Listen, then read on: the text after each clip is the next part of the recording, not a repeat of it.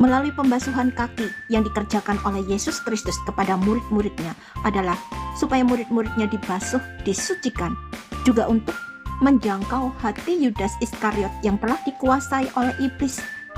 Demikian juga dengan Petrus yang berusaha untuk menolak pelayanan pembasuhan kaki yang dikerjakan oleh Yesus Kristus, yang pada akhirnya Petrus jatuh ke dalam dosa karena menyangkal Tuhan Yesus Kristus sebanyak 3 kali. Tetapi Petrus pada akhirnya juga bertobat dan hatinya dipulihkan dan mendapatkan pengampunan dosa. Sedangkan Yudas Iskariot yang selalu menolak setiap usaha pelayanan yang dikerjakan oleh Tuhan Yesus Kristus sendiri, sehingga Yudas tidak memiliki kesempatan lagi untuk menjadi milik Kristus. Hubungannya dengan Kristus telah menjadi terputus, dan pada akhirnya Yudas berada dalam jurang kehancuran dirinya dengan cara mati bunuh diri dan mengalami kebinasaan. Tanpa Kristus, kita tidak bisa datang kepada Allah Bapa, karena Tuhan Yesus berkata tentang dirinya sendiri. Kata Yesus kepadanya, "Akulah jalan, kebenaran, dan hidup. Tidak ada seorang pun yang datang kepada Bapa kalau tidak melalui aku." Apa yang telah dikerjakan oleh Tuhan Yesus dengan cara membasuh kaki murid-muridnya itu merupakan kebiasaan adat masyarakat Yahudi pada zamannya, yaitu ketika mereka hendak pergi ke pesta, mereka harus mandi terlebih dahulu.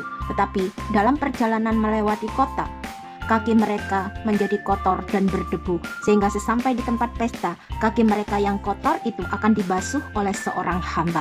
Yesus Kristus yang adalah Tuhan dan Raja telah mengambil rupa seorang hamba untuk dapat membasuh kaki murid-muridnya. Demikian juga dengan kita sebagai orang-orang yang percaya, supaya Tuhan dapat membasuh, menyucikan dosa-dosa kita semua yang percaya kepadanya. Ketika kita menjadi percaya dengan ketulusan hati kita, kita mengakui bahwa Yesus Kristus adalah Tuhan dan Juru Selamat di dalam kehidupan kita secara pribadi, maka kita diselamatkan. Tetapi apakah katanya? Ini, firman itu dekat kepadamu, yakni di dalam mulutmu dan di dalam hatimu. Itulah firman iman yang kami beritakan. Sebab jika kamu mengaku dengan mulutmu bahwa Yesus adalah Tuhan dan percaya dalam hatimu bahwa Allah telah membangkitkan Dia dari antara orang mati, maka kamu akan diselamatkan. Karena dengan hati orang percaya dan dibenarkan, dan dengan mulut orang mengaku dan diselamatkan. Keselamatan itu hanya kita dapatkan di dalam Tuhan Yesus Kristus sendiri, karena hanya Tuhan Yesus Kristus saja yang dapat melakukan, mengerjakan keselamatan kita. Yesus berkata, sudah selesai. Keselamatan kita itu sudah lunas dibayar oleh Tuhan Yesus Kristus di atas kayu salib.